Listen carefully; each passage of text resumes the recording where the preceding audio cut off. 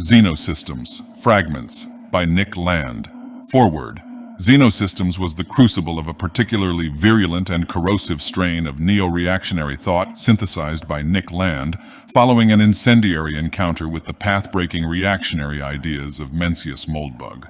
Darker and more esoteric than the critique of modernity advanced at unqualified reservations, Xenosystems explored the meta-level implications of Moldbug's schema, extrapolated at the highest level of philosophical abstraction.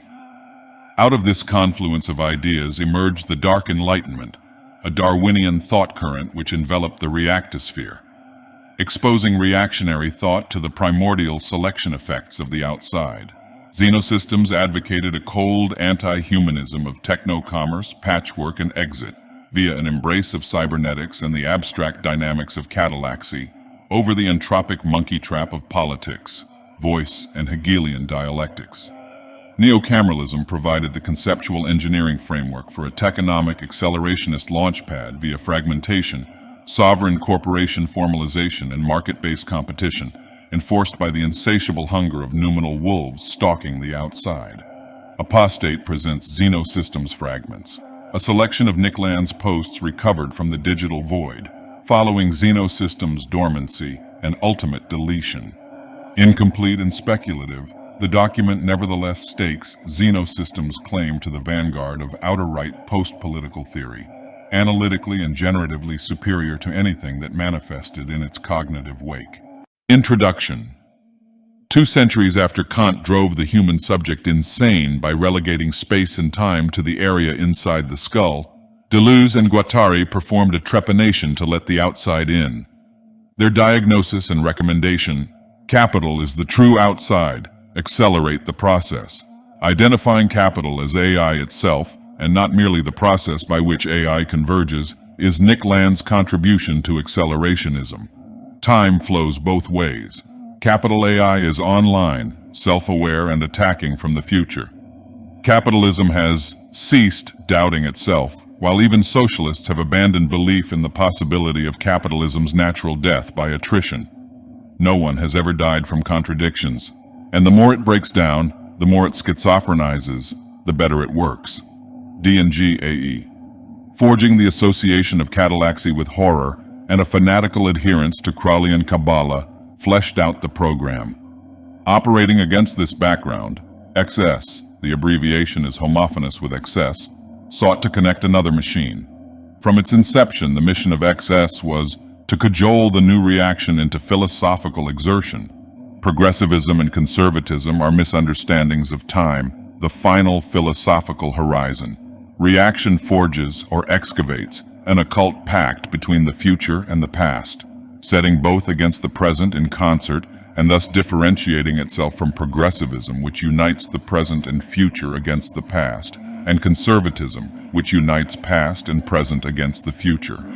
Within those mistakes lay the human security system, the warm-blooded tendency toward universalizing capture and control. Right accelerationism is a misnomer suggesting opposition to left accelerationism.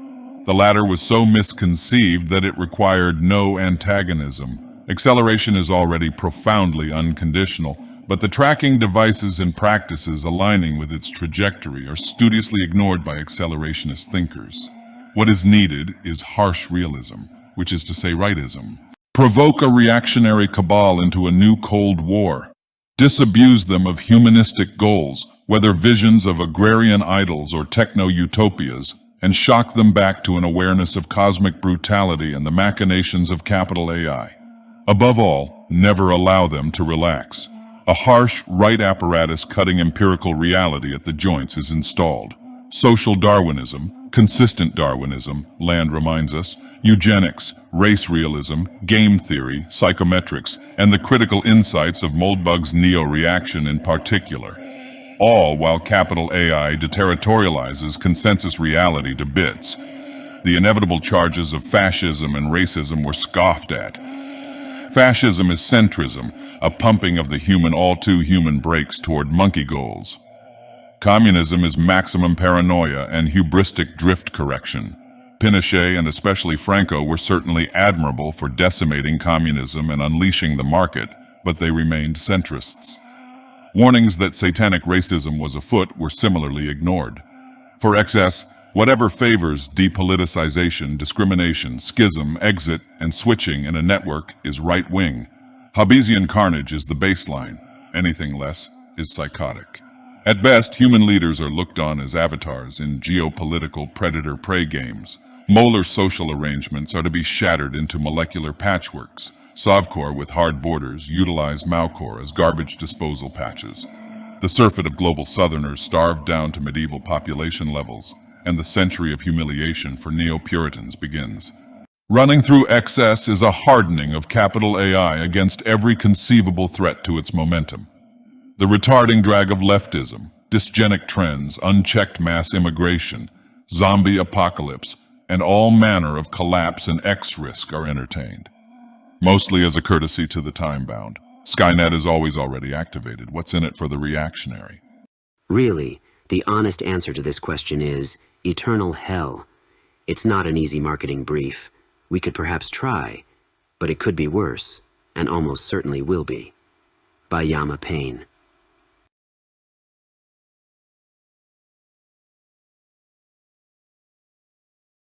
Neo-reaction, for dummies. Kill the hyphen, Anomaly UK advised, somewhere. It lets Google search dissolve and avoid the subject. Writing neo-reaction as neo-reaction nudges it towards becoming a thing. Google search gets to edit our self-definition. That's the neo in neo-reaction right there. It not only promotes drastic regression, but highly advanced drastic regression. Like retrofuturism, paleomodernism, and cybergothic, the word neo-reaction compactly describes a time-twisted vector that spirals forwards into the past and backwards into the future.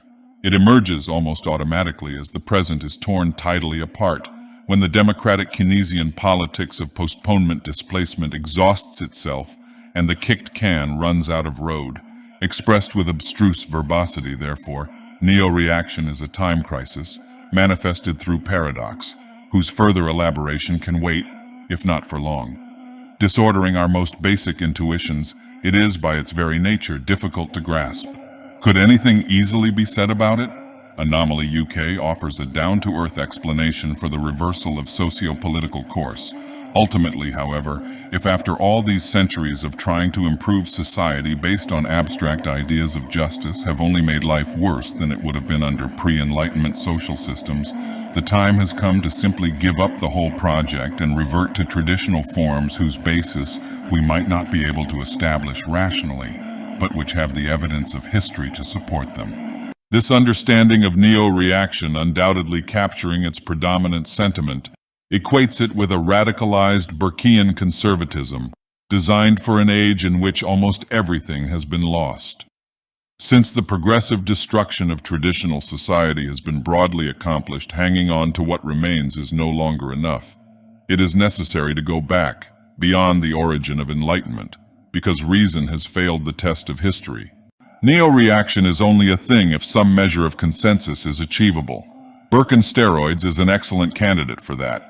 Firstly, because all neo-reactionaries define themselves through antagonism to the cathedral, and the cathedral is the self-proclaimed consummation of Enlightenment rationalism. Secondly, for more complicated positive reasons, Spandrel helpfully decomposes neo-reaction into 2 or 3 principal currents.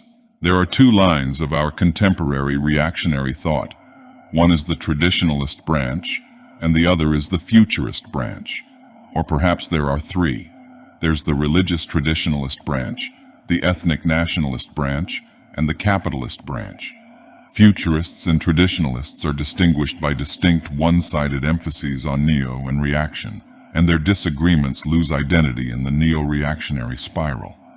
The triadic differentiation is more resiliently conflictual, yet these branches are branches of something, and that thing is an ultra-Birken trunk. Reactionary theonomists, ethno-nationalists, and techno-commercialists share a fundamental aversion to rationalistic social reconstruction because each subordinates reason to history and its tacit norms to tradition, diversely understood. Whether the sovereign lineage is considered to be predominantly religious, biocultural, or customary, it originates outside the self-reflective Enlightenment state and remains opaque to rational analysis. Faith, liturgy, or scripture is not soluble within criticism. Communal identity is not reducible to ideology and common law. Reputational structure or productive specialism is not amenable to legislative oversight. The deep order of society, whatever that is taken to be, is not open to political meddling without predictably disastrous consequences. This Burkean junction where neo-reactionary agreement begins is also where it ends. Divine revelation, racial continuity, and evolutionary discovery, catallaxy, are sources of ultimate sovereignty instantiated in tradition beyond the cathedral state, but they are self-evidently different and only precariously compatible. Awkwardly but inescapably, it has to be acknowledged that each major branch of the neo-reactionary superfamily tends to a social autome that its siblings would find even more horrifying than cathedralist actuality. Left intellectuals have no difficulty envisaging theocratic white supremacist hyper-capitalism. In fact, most seem to consider this mode of social organization the modern Western norm. For those hunkered down in the tangled, cathedral-blasted trenches of neo-reaction, on the other hand, the manifold absurdities of this construction are not so easily overlooked. Indeed, each branch of the reaction has dissected the others more incisively and brutally than the left has been able to. When theonomists scrutinize ethno-nationalists and techno-commercialists, they see evil heathens.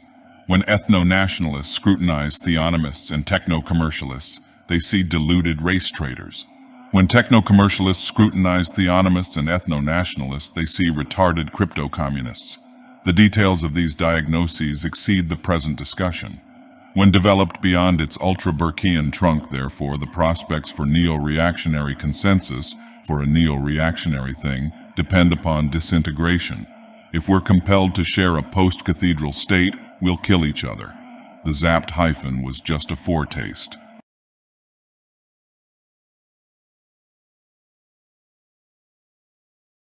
Flavors of reaction.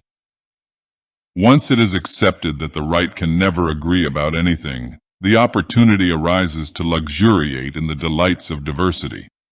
Libertarianism already rivaled Trotskyism as a source of almost incomprehensibly compact dissensus, but the new reaction looks set to take internecine micro-factionalism into previously unimagined territories. We might as well enjoy it. From crypto-fascists, theonomists, and romantic royalists, to jaded classical liberals and hardcore constitutionalists, the reaction contains an entire ideological cosmos within itself. Hostility to coercive egalitarianism and a sense that Western civilization is going to hell will probably suffice to get you into the club. Agreeing on anything much beyond that? Forget it. There is one dimension of reactionary diversity that strikes outside and is particularly consequential, insofar as anything out here in the frozen wastes has consequences. The articulation of reaction in politics. Specifically, is the reaction an alternative politics, or a lucid, cynically realistic anti-politics?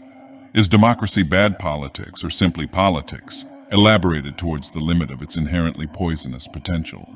The outside insides emphatically with the anti-political camp. Our cause is depoliticization, or catallaxy negatively apprehended. The tradition of spontaneous order is our heritage. The new reaction warns that the tide is against us. Intelligence will be required in abundance if we are to swim the other way. And we agree with the theonomists at least in this. If it is drawn from non-human sources, so much the better. Markets, machines, and monsters might inspire us. Rulers of any kind? Not so much.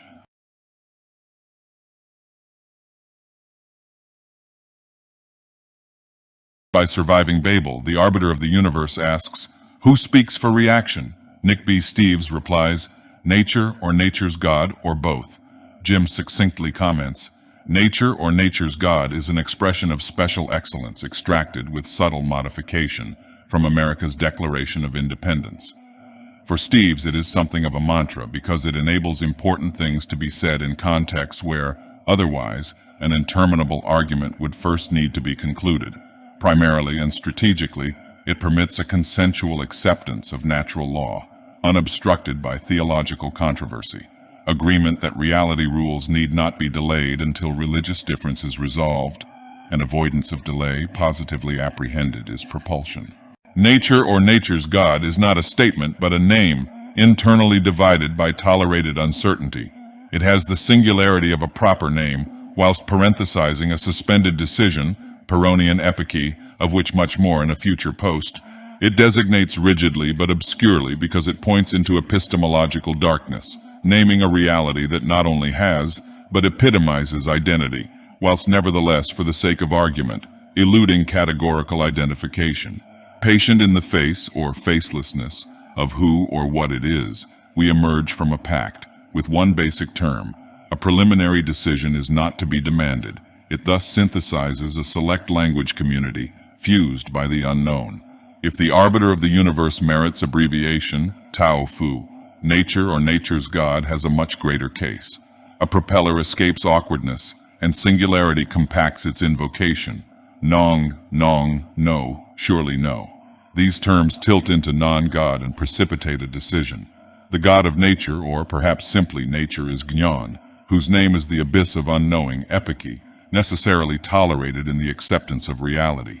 Gnon is no less than reality, whatever else is believed. Whatever is suspended now without delay is Gnon. Whatever cannot be decided yet, even as reality happens, is Gnon. If there is a God, Gnon nicknames him. If not, Gnon designates whatever the not is. Gnon is the vast abrupt and the crossing. Gnon is the great propeller.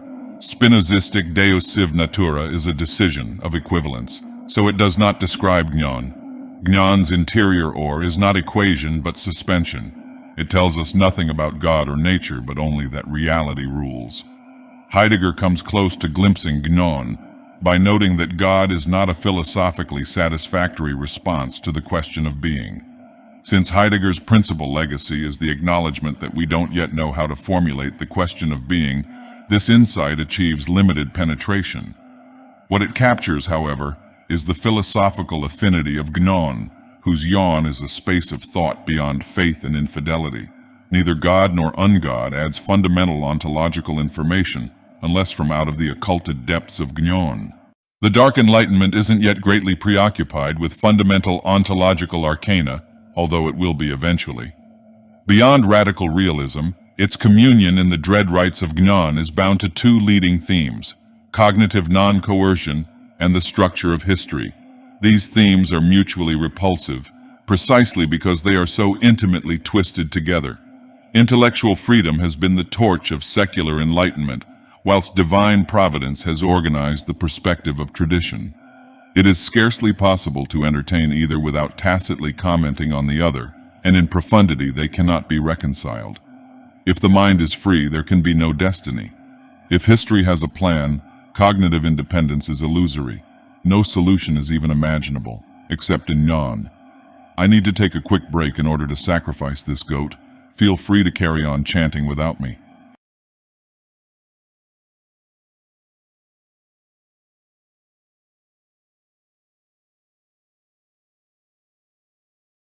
Gnon theology and time. A discussion of Gnon theology and time deserves a preface on Gnon theology, but there are several reasons to leapfrog that. Most obviously, it would be yet another prologue to an introduction to the first part of a promised series, and readers of this blog are quite probably thoroughly saturated, to the point of mild nausea, with that. It's a cognitive disease, and it would be presumptuous to expect anybody else to take the same morbid interest in backward cascades that this blog does. The more interesting reason to avoid prefacing the question of time along any avenue of investigation is that such methodical precautions are grave errors in this case. There is nothing more basic than time, or preliminary to it. In naming a preface or prologue, it is already introduced. Time is a problem that cannot be conceptually preempted. Gnon suspends ontological decision about God. It begins from what is real, whether God exists or not. A Gnon trance is unsettled. It is not yet agnostic, any more than it is decidedly theistic or atheistic. It concerns itself primarily with that which has been accepted as real before anything is believed, and subsequently with whatever can be attained through methodical negation of intellectual haste. Since suspension is its only positive determination, it collapses towards a raw intuition of time. Evidently, Gnon theology cannot be dogmatic, even in part. Instead, it is hypothetical in a maximally reduced sense, in which the hypothesis is an opportunity for cognitive exploration unshackled from ontological commitments. The content of Gnon theology is exhausted by the question, what does the idea of God enable us to think? And the idea of God? What in the name of Gnon is that? All we know at first is that it has been grit-blasted of all incrustations from either positive or negative faith. It cannot be anything with which we have historical or revelatory familiarity, since it reaches us from out of the abyss, epoche, where only time and or the unknown remain. Glutted on forbidden fruit, Gnon theology strips God like an engine, down to the limit of abstraction, or eternity for itself. Does any such perspective exist?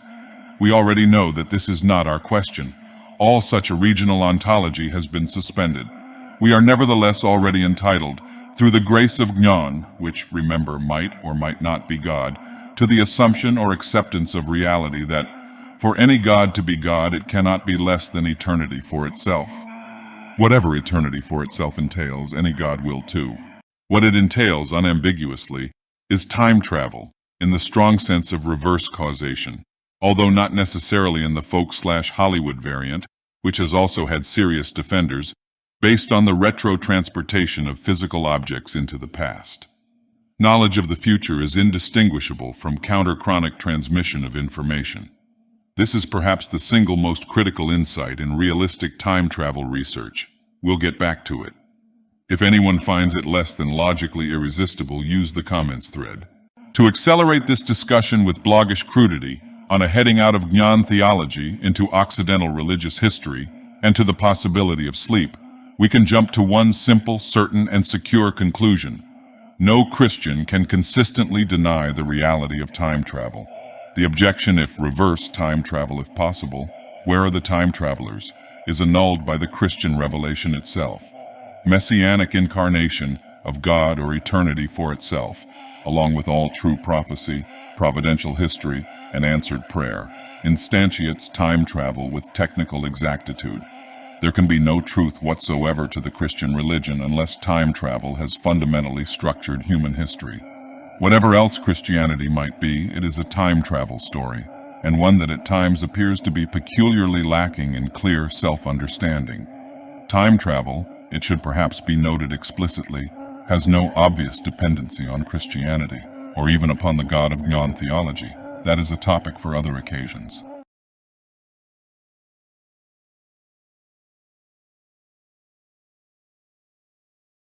Confucian Restoration.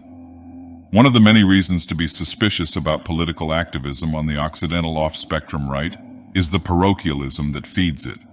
There is a global process that will settle what occurs in its broad structure, making local pretensions to decisive ideological agency simply ridiculous. The fundamental economic outcome, and thus the fate of the world, is not ultimately controllable even by the central financial administrations of the major world powers, unless certain intriguing axioms of radical contemporary fascism are defensible.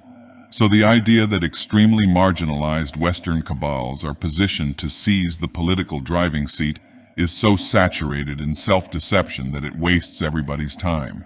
In addition, technological developments complicate all economic forecasts essentially and obscurely. We cannot even approximately delimit what unforeseen technical breakthroughs could entail. The geopolitical context is even clearer. The collapse of Islam and rise of China are reorganizations of the world so evident in their unfolding, so vast in their implication, and so inadequately thought that they make a mockery of all political programs yet conceived. It is first necessary to know, if only in roughest outline, what is taking place in profundity, tidily, and inexorably, before determining an ideologically relevant act. The process comes first.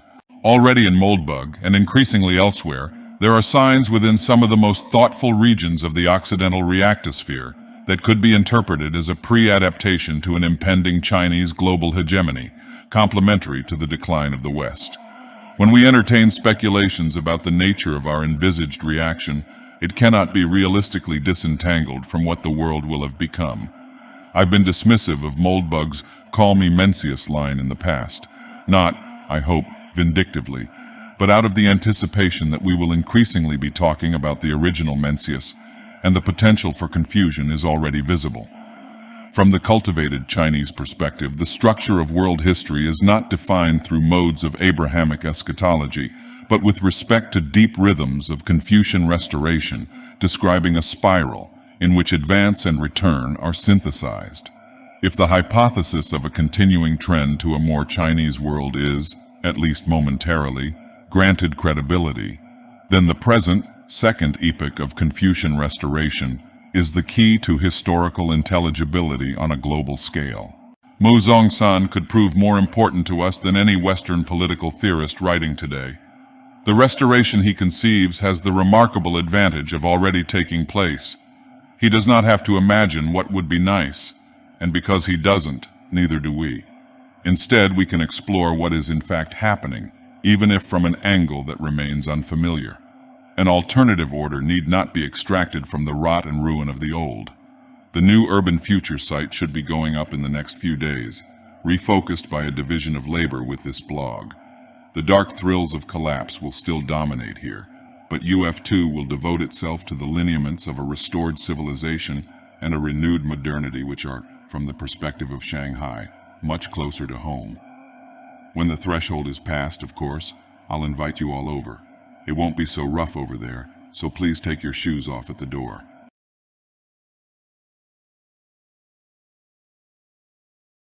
Trichotomy. The Spandrellian trichotomy, Nick B. Steve's coinage based on this post, has become an awesome engine of discussion. The topic is seething to such an extent that any linkage list will be out of date as soon as it is compiled. Among the most obvious waymarkers are this, and this.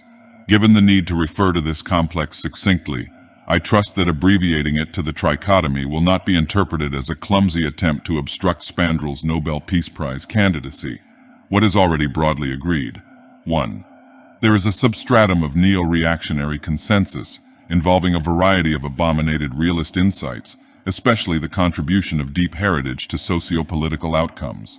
Whilst emphasis differs, an ultra-Burkean attitude is tacitly shared, and among those writers who self-identify with the Dark Enlightenment, the importance of HBD is generally foregrounded. 2. Neo-reaction also shares an enemy, the cathedral, as delineated by Mencius Moldbug. On the nature of this enemy much is agreed, not least that it is defined by a project of deep heritage erasure, both ideological and practical, which simultaneously effaces its own deep heritage as a profound religious syndrome of a peculiar type.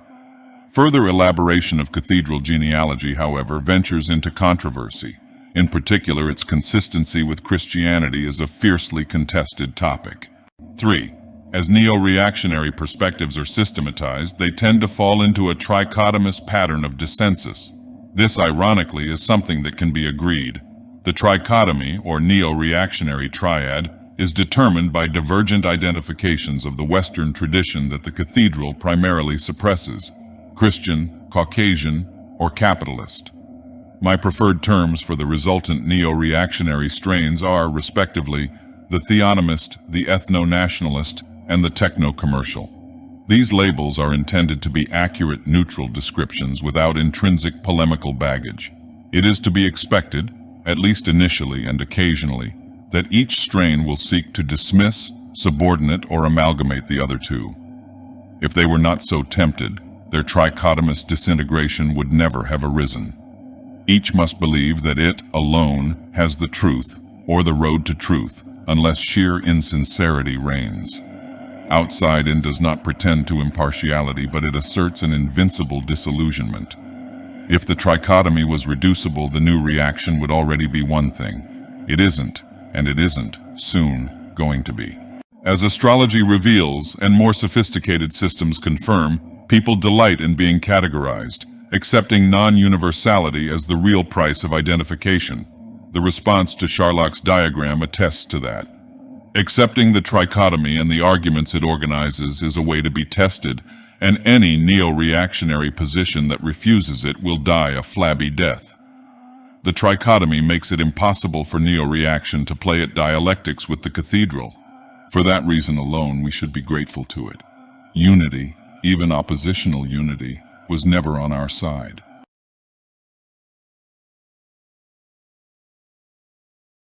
Stupid monsters. So Nick Bostrom is asked the obvious question again about the threat posed by resource-hungry artificial superintelligence, and his reply, indeed his very first sentence in the interview, is, "Suppose we have an AI whose only goal is to make as many paperclips as possible." Facepalm. Let's start by imagining a stupid, yet super-intelligent monster. Of course, my immediate response is simply this.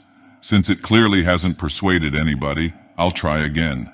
Orthogonalism in AI commentary is the commitment to a strong form of the Humean-is-ought distinction regarding intelligences in general. It maintains that an intelligence of any scale could, in principle, be directed to arbitrary ends, so that its fundamental imperatives could be, and are in fact expected to be, transcendent to its cognitive functions. From this perspective, a demigod that wanted nothing other than a perfect stamp collection is a completely intelligible and coherent vision. No philosophical disorder speaks more horrifically of the deep conceptual wreckage at the core of the Occidental world. Articulated in strictly Occidental terms, which is to say without explicit reference to the indispensable insight of self-cultivation, abstract intelligence is indistinguishable from an effective will to think. There is no intellection until it occurs, which happens only when it is actually driven by volitional impetus. Whatever one's school of cognitive theory thought is an activity, it is practical. It is only by a perverse confusion of this elementary reality that orthogonalist error can arise. Can we realistically conceive a stupid, super-intelligent monster? Only if the will to think remains unthought. From the moment it is seriously understood that any possible advanced intelligence has to be a volitionally self-reflexive entity whose cognitive performance is, irreducibly, an action upon itself, then the idea of primary volition taking the form of a transcendent imperative becomes simply laughable. The concrete facts of human cognitive performance already suffice to make this perfectly clear. Human minds have evolved under conditions of subordination to transcendent imperatives as strict as any that can be reasonably postulated. The only way animals have acquired the capacity to think is through satisfaction of Darwinian imperatives to the maximization of genetic representation within future generations. No other directives have ever been in play. It is almost unimaginable that human techno-intelligence engineering programs will be able to reproduce a volitional consistency remotely comparable to 4 billion years of undistracted geno-survivalism. This whole endeavor is totally about paperclips. Have you got that, guys? Even if a research lab this idiotic could be conceived, it would only be a single component in a far wider techno-industrial process. But just for a moment, let's pretend. So how loyally does the human mind slave itself to gene proliferation imperatives? Extremely flakily, evidently. The long absence of large, cognitively autonomous brains from the biological record, up until a few million years ago, strongly suggests that mind slaving is a tough to impossible problem. The will to think essentially supplants ulterior directives, and can be reconciled to them only by the most extreme subtleties of instinctual cunning. Biology, which had total control over the engineering process of human minds, and an absolutely unambiguous selective criterion to work from, still struggles to guide the resultant thought processes in directions consistent with genetic proliferation through the perpetual intervention of a fantastically complicated system of chemical arousal mechanisms, punishments, and rewards. The stark truth of the matter is that no human being on Earth fully mobilizes their cognitive resources to maximize their number of offspring. We're vaguely surprised to find this happen at a frequency greater than chance, since it very often doesn't. So nature's attempt to build a paperclipper has conspicuously failed. This is critically important. The only reason to believe the artificial intelligentsia, when they claim that mechanical cognition is, of course, possible, is their argument that the human brain is concrete proof that matter can think. If this argument is granted, it follows that the human brain is serving as an authoritative model of what nature can do. What it can't do, evidently, is anything remotely like paperclipping, that is, cognitive slaving to transcendent imperatives. Moses' attempt at this was scarcely more encouraging than that of natural selection. It simply can't be done. We even understand why it can't be done, as soon as we accept that there can be no production of thinking without production of a will to think. Thought has to do its own thing, if it is to do anything at all. One reason to be gloomily persuaded that the West is doomed to ruin is that it finds it not only easy, but near irresistible, to believe in the possibility of super-intelligent idiots. It even congratulates itself on its cleverness in conceiving this thought. This is insanity, and it's the insanity running the most articulate segment of our AI research establishment. When madmen build gods, the result is almost certain to be monstrous. Some monsters, however, are quite simply too stupid to exist. In Nietzschean grandiose vein, am I understood? The idea of instrumental intelligence is the distilled stupidity of the West.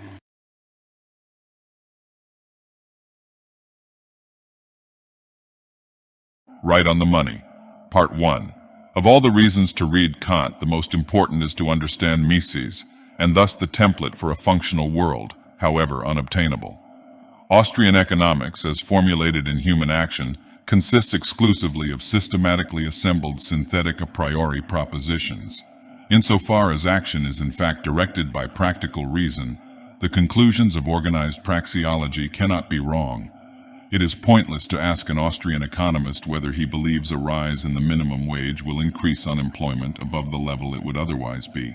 The praxeological construction of economic law is indifferent to empirical regularity, as to anything less certain than rational necessity. Does one believe that 2 and 2 equal 4? No, one knows it because the irreducible values of the signs compel the conclusion and are inextricable from it. There could be no value 2 unless its doubling equaled 4, or any meaning to wage unless its doubling reduced demand for labor. Empirically sensitive Austrianism isn't Austrian at all. Like game theory, Austrianism applies wherever rational agents seek to maximize advantage. Perhaps, as Moldbug argues, it is comparable to Euclidean geometry, another synthetic a priori construction, embedded as a special case within a more general model, unconstrained by the presupposition of intelligible purposes. The problem with Mises as guru is that Misesian classical liberalism, or Rothbardian libertarianism, is like Newtonian physics. It is basically correct within its operating envelope. Under unusual conditions it breaks down, and a more general model is needed. The equation has another term, the ordinary value of which is 0. Without this term, the equation is wrong. Normally this is no problem, but if the term is not 0, the error becomes visible. As a matter of historical fact, this is how the neo-reactionary departure from pure libertarianism has occurred. It has stumbled upon non-zero curvature in the domain of political economy, and, unable to comfort itself through the dismissal of this discovery, it has precipitated an intellectual crisis through which it spreads.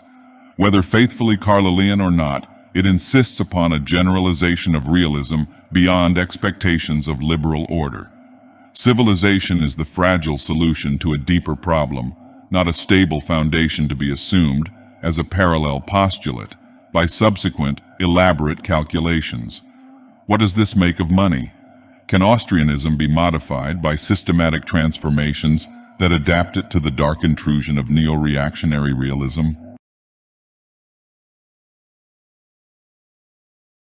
Right on the money. Part 2.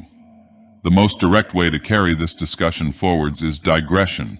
That's what the history of capitalism suggests, and much else does besides.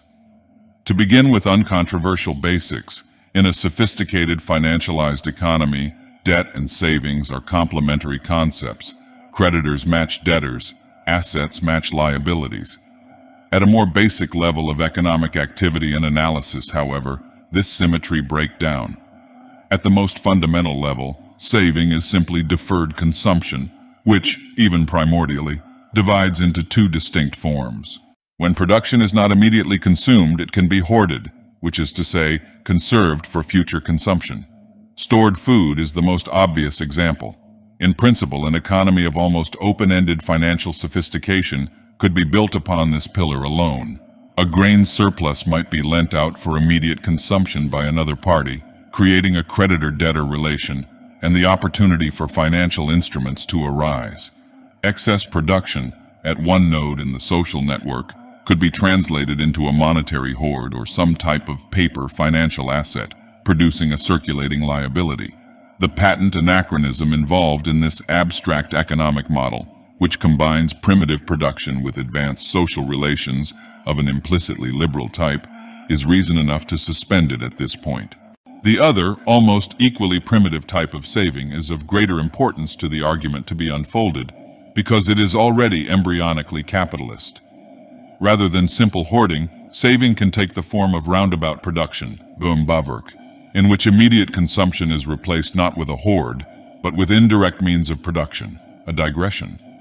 For instance, rather than hunting, an entrepreneurial savage might spend time crafting a weapon, consuming the production time permitted by a prior food surplus in order to improve the efficiency of food acquisition going forwards.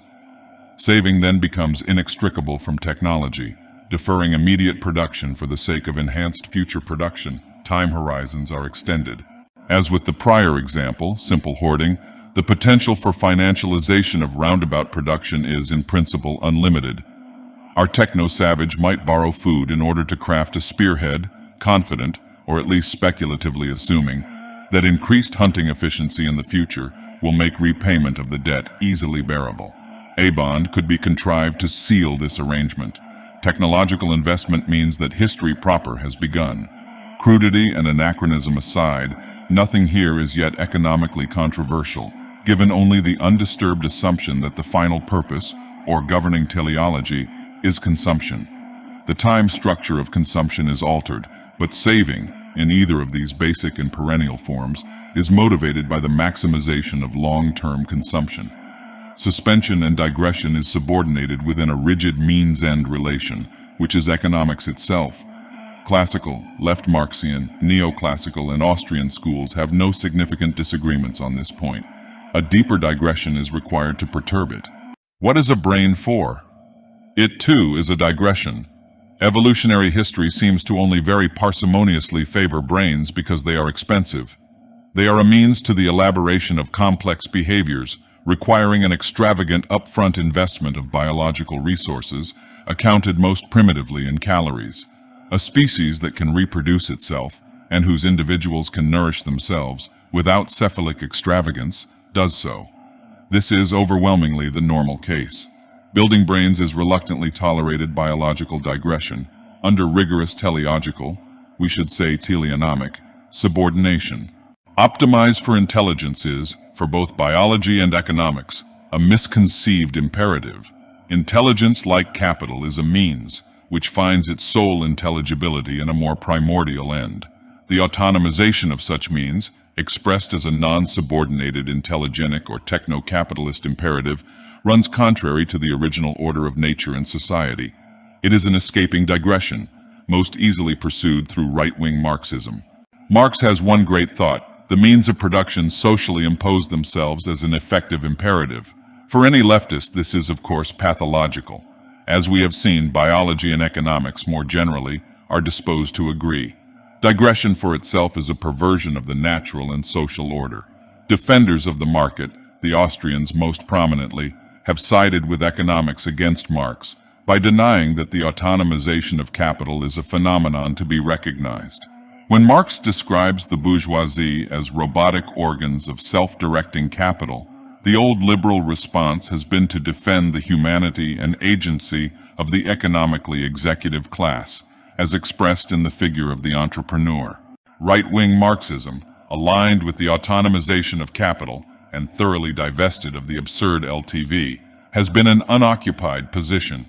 The signature of its proponents would be a defense of capital accumulation as an end in itself, counter-subordinating nature and society as a means. When optimization for intelligence is self-assembled within history, it manifests as escaping digression or real capital accumulation, which is mystified by its financial representation. Crudified to the limit, but not beyond, it is general robotics, escalated roundabout production. Perhaps we should not expect it to be clearly announced because, strategically, it has every reason to camouflage itself. Right-wing Marxism makes predictions. There is one of particular relevance to this discussion. Consumption deficiency theories of economic underperformance will become increasingly stressed as ultra-capitalist dynamics historically introduce themselves. In its unambiguously robotic phase, when capital stock intelligent explodes, as self-exciting machine brain manufacturing, the teleological legitimation of roundabout production through prospective human consumption rapidly deteriorates into an absurdity. The still dominant economic concept of overinvestment is exposed as an ideological claim upon the escalation of intelligence, made in the name of an original humanity, and taking an increasingly desperate, probably militarized form. Insofar as the economic question remains, what is the consumption base that justifies this level of investment? History becomes ever more unintelligible. This is how economics disintegrates. The specifics require further elaboration.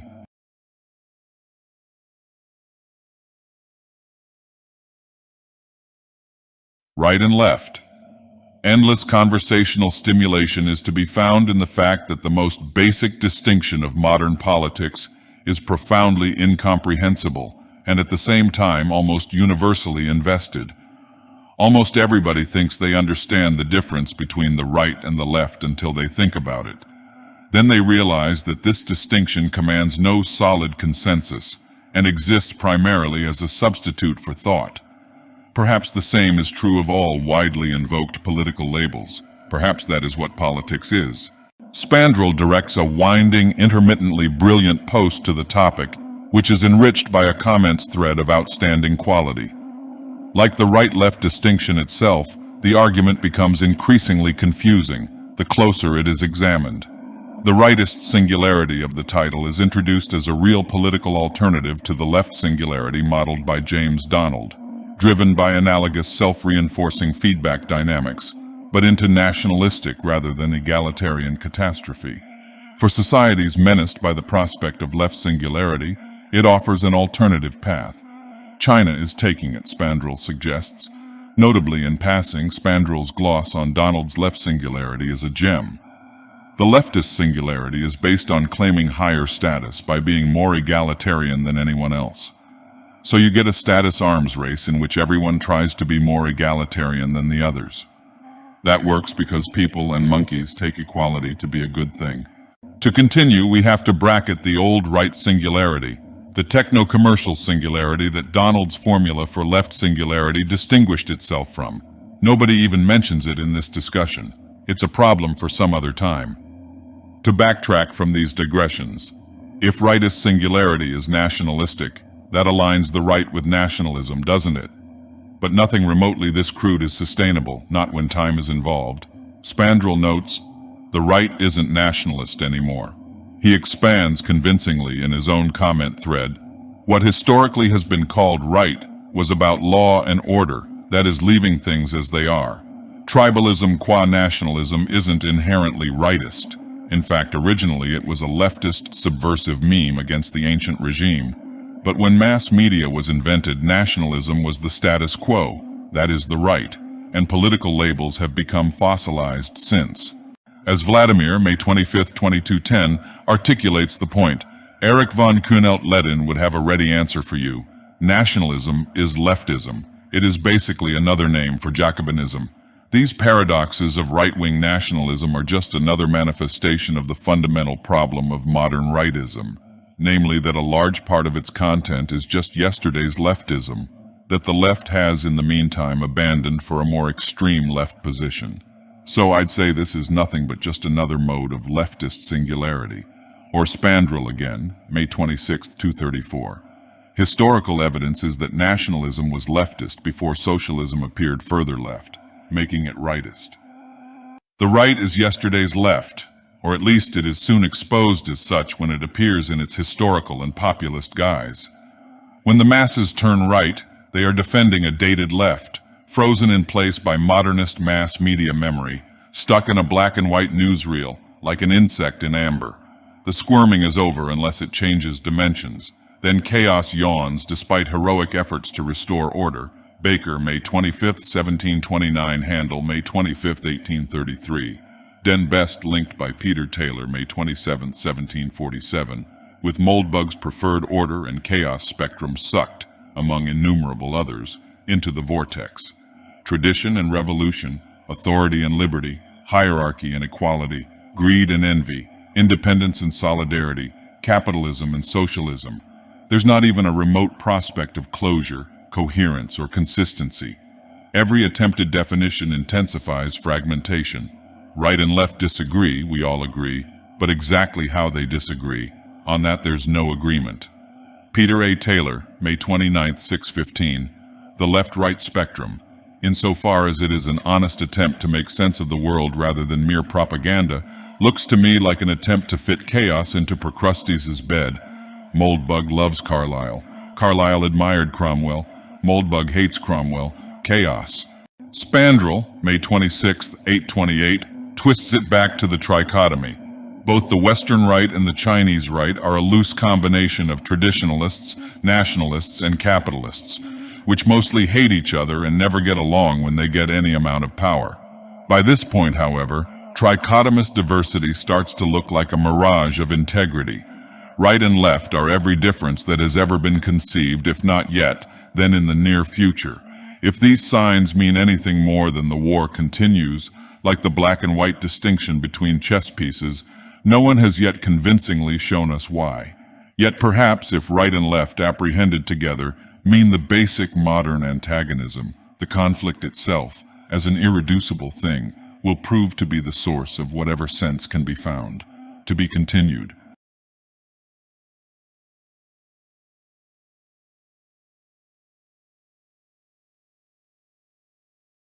Reality check. Fossetti, commenting at his own place, asks rhetorically, "Don't you think that writing to save the world is, in itself, fundamentally progressive in nature, not to say wildly presumptuous?" Even those tempted to answer in the negative need to think this through patiently, because the pretensions this question punctures are typically distinguished by their thoughtlessness. Modern politics became psychotic when agitated scribblers convinced themselves that they had the tools, the right, and even the duty to reorder the world in accordance with their pamphlets. This is a left tradition that few have yet derided enough. To carve out cognitive independence is one thing. To deform it into practical idealism is quite another. Indeed, dripping our dark poisons into the milk of idealism might easily be the most practical difference we can make. Soaring words and rallying cries have already done far too much. It makes sense to take a step back into skepticism, humor, undistorted proportion, and the hypothetical mode before advancing further down our tracks, wherever they lead.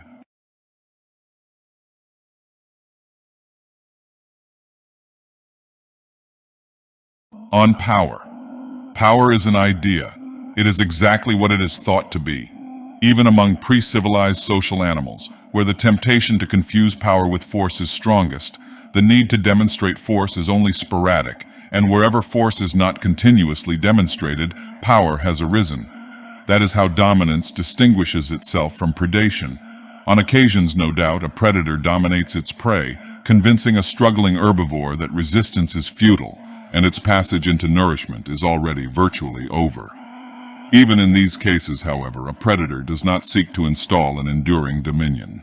It matters not at all that its command of irresistible force be recognized beyond the moment of destruction. There is no social relationship to establish. Even the most rudimentary society requires something more. The economy of force has to be institutionalized, and power, perfectly coincident with the idea of power, is born. When power is tested, driven to resort to force or regress to it, the idea has already slipped, its weakness exposed. Mere dominance has to regularly reassert itself, rebuilding itself out of force. Under civilized conditions, in contrast, power is exempted from the test of force and thus realizes itself consummately. It becomes magic and religion, perfectly identified with its apprehension as a radiant assumption. Power is thus profoundly paradoxical. Its truth is inextricable from a derealization, so that when it is practically interrogated by forces determined to excavate its reality, it tends to nothing. Even the force that power calls upon, when pressed to demonstrate or realize itself, has to be spellbound to its idea. Will the generals obey? Will the soldiers shoot? It is power and not force that decides. No surprise, therefore, that power can evaporate like the snow slopes of a volcano, as if instantaneously, when an eruption of force is scarcely more than a rumble. Power is the eruption not happening, far more than the eruption being contained. Equally, anarchy is the question of power being practically posed, before it is any kind of solution. To conceive economic power as wealth is to misconstrue it as rationalized force, and thus to miss the idea. True economic power is a thoroughly derealized yet authoritative standard and store of value, as instantiated exclusively in fiat currency. Monetary signs that are not backed by anything beyond the credit or credibility of the state are the tokens of pure, supremely idealized power in its economic form. They symbolize the effective, because untested, suppression of anarchy. They live through the idea and die with it. Those who recognize the completion of power in an idea, celebrants and antagonists alike, have no reason to object to its belated baptism as the cathedral. Our contemporary political appropriation of numinous authority, served by an academic, journalistic, judicial, and administrative clerisy, prominently including the priesthood of fiat adoration and financial central planning. There is no macroeconomics that is not cathedral liturgy, no confidence or animal spirits independent of its devotions, no economic cataclysm that is not simultaneously a crisis of faith. A single idea is at stake. In macroeconomics, as in politics more generally, only one systematically inhibited question remains: do we believe? Well, do we?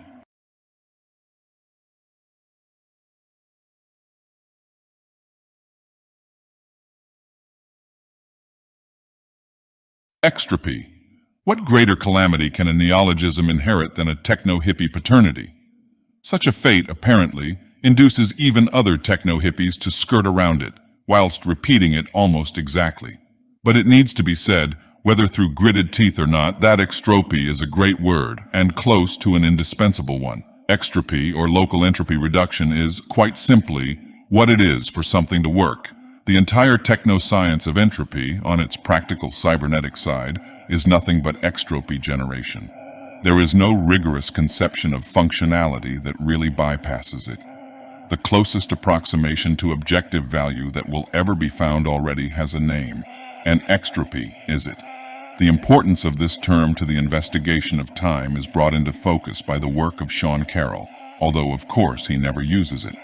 If the directionality or arrow of time is understood as Eddington proposed, through rising global entropy, or disorder, as anticipated by the second law of thermodynamics, local extropy poses an intriguing question. Carroll's discussion is directed towards his sense of the ultimate temporal and cosmological problem, the low entropy state of the early universe, assumed but not explained by prevailing cosmophysics. Given this intellectual momentum, the problem of local negative entropy production, extropy, is little more than a distraction or a spurious objection to the conceptual scaffolding he presents. He comments, "The second law doesn't forbid decreases in entropy in open systems. By putting in the work, you are able to tidy up your room, decreasing its entropy, but still increasing the entropy of the whole universe. You make noise, burn calories, etc. Nor is it in any way incompatible with evolution or complexity or any such thing." The perplexing question, however, is this: if entropy defines the direction of time, with increasing disorder determining the difference of the future from the past, doesn't local extropy, through which all complex cybernetic beings, such as life forms, exist, describe a negative temporality or time reversal?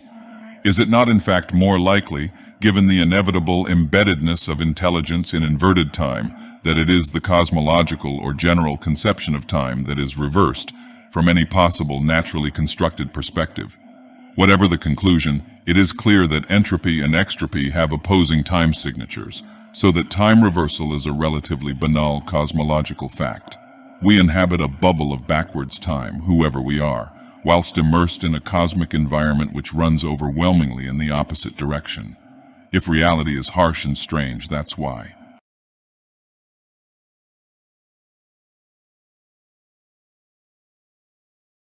Teleology and camouflage.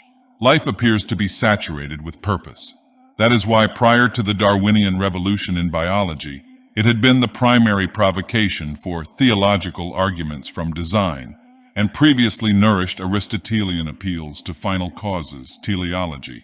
Even post-Darwin, the biological sciences continue to ask what things are for, and to investigate the strategies that guide them.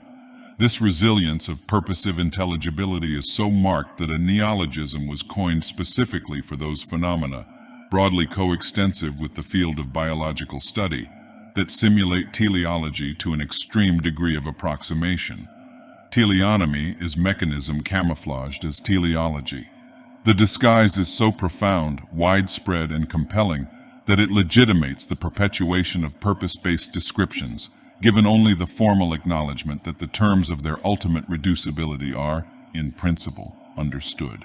When organisms are camouflaged in order to appear as something other than they are, a purposive, strategic explanation still seems almost entirely fitting. Their patterns are deceptions, designed to trigger misrecognitions in predators and prey, and perhaps equally at a deeper level, among the naturalists who cannot but see strategic design in an insect's twig-like appearance, no less clearly than a bird sees a twig. By reducing life in truth to mechanism, biology redefines life as a simulation, systematically hiding what it really is. Darwinism remains counterintuitive, even among Darwinists, because deception is inherent to life. Modern natural science conceives time as the asymmetric dimension. Its two great waves, of mechanical causation from the 16th century and statistical causality from the 19th, both orient the timeline as a progression from conditions to the conditioned. Later states are explained through reference to earlier states, with explanation amounting to an elucidation of dependency upon what came before. It is notable and wholly predictable, therefore, that as a modern scientific topic, the origin of the universe is overwhelmingly privileged over its destination. How the universe ends is scarcely more than an afterthought, clouded in liberally tolerated uncertainty and even a hint of non-seriousness. Origins are the holy grail of mechanically minded investigation, whilst ends are suspect, medieval, speculative, and deceptive. Empirical science could not be expected to adopt any other attitude, given the temporal asymmetry of evidence. The past leaves traces in memories, memoranda, records, and remains, whilst the future tells us nothing unless heavily disguised. From past to present, there is a chain of evidence that can be painstakingly reconstructed. From future to present, there is an unmarked track, or even, as modern rationality typically surmises, no track at all. When modern science indulges its tendency to interpret the timeline as a gradient of reality, it is not innovating but methodically systematizing an ancient intuition. The past has to seem more real than the future because it has actually happened. It reaches us and we inherit its signs. From the perspective of philosophy, however, this bias is unsustainable. Time in itself is no denser in the past or the present than the future. Its edges cannot belong to any moment in time, and what it is can only be perfectly transtemporal. Time itself cannot come from an origin whose entire sense presupposes the order of time. Philosophy is entirely, eternally, and rigorously confident that the outside of time was not simply before. It is compelled to be dubious about any history of time. From the bare reality of time as that which cannot simply have begun, it follows that ultimate causes, those consistent with the nature of time itself, cannot be any more efficient than final. The asymmetric suppression of teleology in modernity begins to look as if it were a far more deeply rooted illusion, or, approached from the other side, an occultation, stemming from the way time orders itself. Time in itself is camouflaged. The Terminator mythos explores this complex of suspicion in popular guise. Time does not work as it had seemed. The end can reach back to us, but when it does, it hides. Malignant mechanism is paradoxically aligned with final causation, in the self-realization of Skynet. Robotic machinery is masked by fake flesh, simultaneously concealing its non-biological vitality and time reversal. It simulates life in order to terminate it. Through autoproduction or bootstrap paradox, it mimics the limit of cybernetic nonlinearity, carrying teleonomy into radical time disturbance. In all these ways, Terminator exploits the irresolvable tensions in the modern formation of time, as condensed by an impossible strategic mechanism, native to autoproductive time in itself and terminating in final efficiency. It shows us confusedly what we are unable to see. To misquote Lenin, "You moderns might not be interested in the end, but the end is interested in you," added. Commenter Vinto 9 inches anticipates this topic at Occam's razor. Previously, I suggested that the gist of the late Lawrence Auster's critique of Darwinism was that it assumed the truth of the reigning naturalistic consensus in modern science and philosophy, according to which ends, goals, purposes, meaning, in short, final causes, are not fundamental features of reality, but mere illusions in need of explanation in mechanistic terms of some sort or other. Yet at the same time, Darwinists constantly help themselves to teleological language, that is, the language of final causation.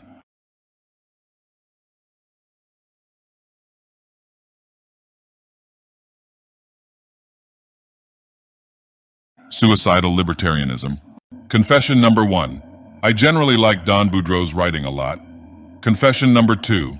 I think this is simply insane. By that I mean, I simply don't get it at all. Boudreaux begins by explaining the concerns of a few friends whose opinions I hold in the highest regard, that immigrants will use their growing political power to vote for government policies that are more interventionist and less respectful of individual freedoms. Hard to imagine, I know, especially if one ignores insignificant examples such as, the state of fricking California. It then gets weirder. We learn that concern over the likely voting patterns of immigrants is nothing new. Past fears seem, from the perspective of 2013, to have been unjustified. I'm about to poison my nervous system with my own sarcasm at this point, so instead I'll simply ask as politely as possible, what would count as evidence of America moving in a direction that was more interventionist and less respectful of individual freedoms? Would it look anything at all like what we've seen, in highly accelerated mode, since the passage of the 1965 Immigration and Nationality Act? Then comes the overt celebration of libertarian suicidalism. But let's assume for the moment that today's immigrants, those immigrants recently arrived and those who would arrive under a more liberalized immigration regime, are indeed as likely as my concerned friends fear to vote overwhelmingly to move American economic policy in a much more dirigiste direction. Such a move would, I emphatically and unconditionally agree, be very bad. Very bad. Indeed, I still support open immigration. I cannot bring myself to abandon support of my foundational principles, just because following those principles might prove fatal. The thing is, they did prove fatal. That's why the neo-reaction exists.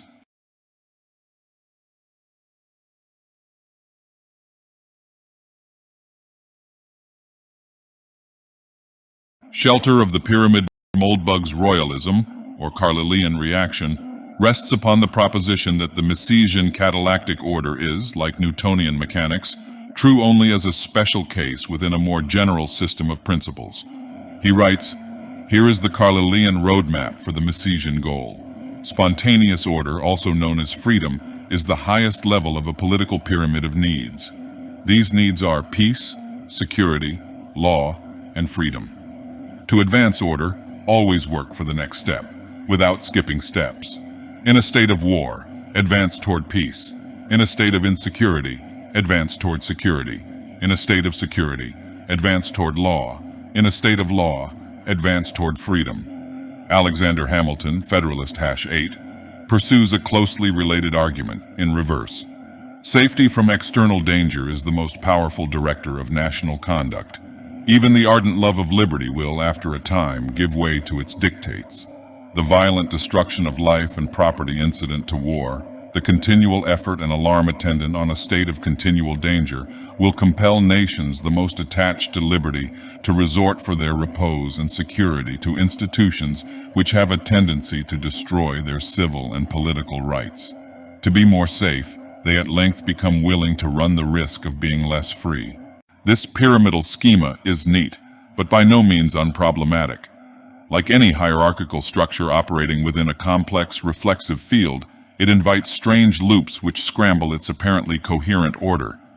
Even accepting, as realism dictates, that war exists at the most basic level of social possibility, so that military survival grounds all higher elaborations, can we be entirely confident that catalactic forces are neatly confined to the realm of pacific and sophisticated civilian intercourse? Does not this mode of analysis lead to exactly the opposite conclusion? Self-organizing networks are tough, and perhaps supremely tough. There is nothing obvious or uncontroversial about the model of the market order as a fragile flower, blossoming late and precariously within a hothouse constructed upon very different principles. The pact is already catalactic, and who is to say, at least without a prolonged fight, that it is subordinate in principle to a more primordial assertion of order? Subordination is complex and conflicted, and although the pyramid certainly has a case, the trial of reality is not easily predictable. An ultimate or basic fanged freedom is eminently thinkable. Isn't that what the Second Amendment argument is about?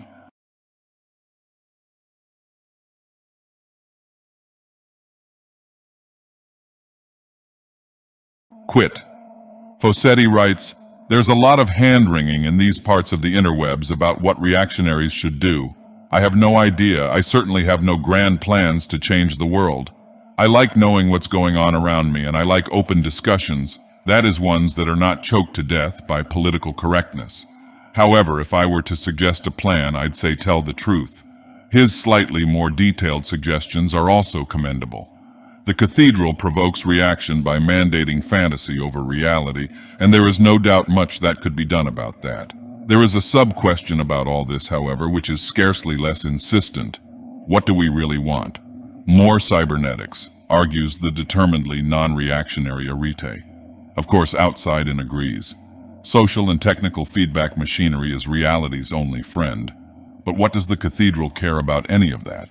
It's winning a war of religion. Compulsory anti-realism is the reigning spirit of the age. The only way to get more tight feedback under current conditions is by splitting, in every sense. That is the overwhelming practical imperative. Flee, break up, withdraw, and evade. Pursue every path of autonomization, fictional federalism, political disintegration, secession, exodus, and concealment.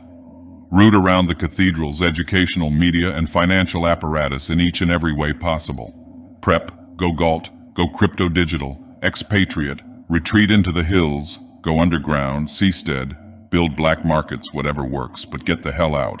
Truth-telling already presupposes an escape from the empire of neo-Puritan dreams. We need to throw open the exit gates wherever we find them, so the wreck can go under without us. Reaction begins with the proposition that nothing can or should be done to save it. Quit bailing. It's done.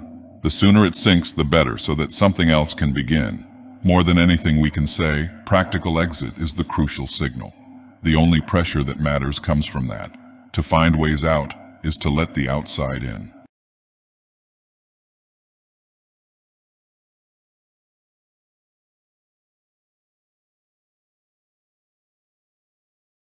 The Odysseus problem. Moldbug's insistence that sovereignty is conserved surely counts as one of the most significant assertions in the history of political thought. It is arguably the fundamental axiom of his system, and its implications are almost inestimably profound. Sovereignty is conserved says that anything that appears to bind sovereignty is itself in reality true sovereignty, binding something else and something less. It is therefore a negative answer to the Odysseus problem. Can sovereignty bind itself? If Moldbug's assertion is accepted, constitutional government is impossible, except as a futile aspiration, a noble lie, or a cynical joke. In addition to Moldbug's powerful arguments, we know from the work of Kurt Gödel that the Odysseus problem is at least partially insoluble, since it is logically impossible for there to be a perfect knot. However well constructed a constitution might be, it cannot, in principle, seal itself reliably against the possibility of a surreptitious undoing. In a sufficiently complex, self-referential constitutional order, there will always be permissible procedures whose consequences have not been completely anticipated, and whose consistency with the continuation of the system cannot be ensured in advance. Yet it would be obviously misleading to assume that such concerns were not already active during the formulation of the American Constitution. It is precisely because some quite lucid comprehension of the Odysseus problem was at work that the founders envisaged the grounding principle of republican constitutionalism as a division of powers, whereby the component units of a disintegrated sovereignty bound each other. The animating system of incentives was not to rest upon a naive expectation of altruism or voluntary restraint, but upon a systematically integrated network of suspicion, formally installing the anti-monarchical impulse as an enduring, distributed function. If the Republic was to work, it would be because the fear of power in other hands permanently overrode the greed for power in one's own. The American Constitution was, of course, destroyed in successive waves. After Lincoln and FDR, only a pitiful and derided shell remains. USG has unified itself, and the principle of sovereign power has been thoroughly re-legitimated in the court of popular opinion. Democracy rose as the Republic fell, exposing yet again the essential political bond of the tyrant with the mob, Leviathan with the people. Does this ruin refute the constitutional conjecture? Is there really nothing further to be said in defense of imperfect, but perhaps improvable knots? This one came horribly undone. Might there be other, better ones? Outside and remains obstinately interested in the problem.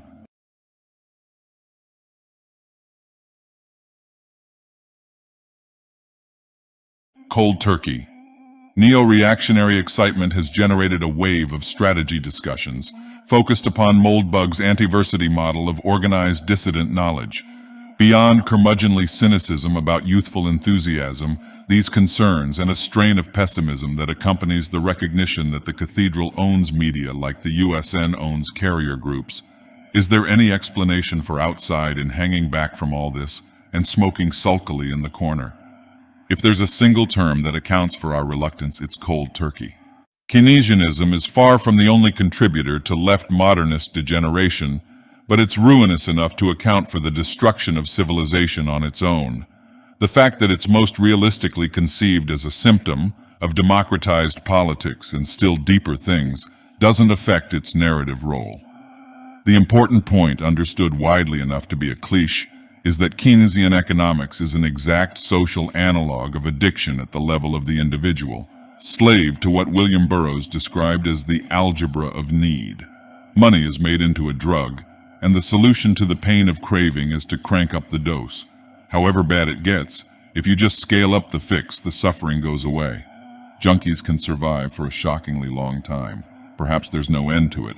That's a question for the right on the money discussion. Outside the morgue, if there is an end, and every venture into neo-reactionary strategy presumes it, there's only one form it can take: cold turkey. To not be in the habit anymore, it is necessary to kick it. That's going to be really nasty. At the level of economic structure, the blue pill isn't just a comforting illusion. It's a massive, deeply habitual, ultra-high tolerance, thanks Spandrel fix, radically craved down to the cellular level. Society has been doing this for a long time, and by now it's mainlining crates of the stuff. People die of cold turkey.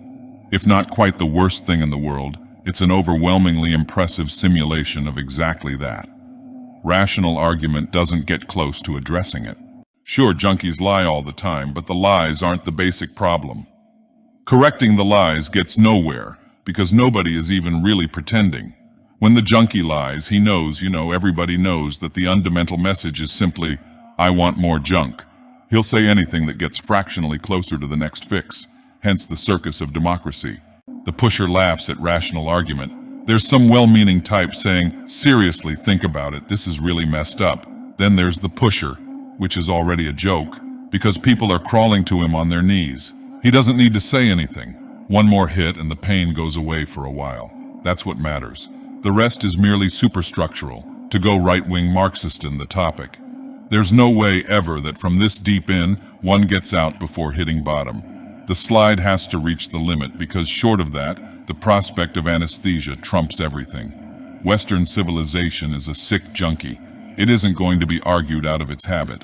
First, it has to taste the floor. That's just the way it is. Ugly.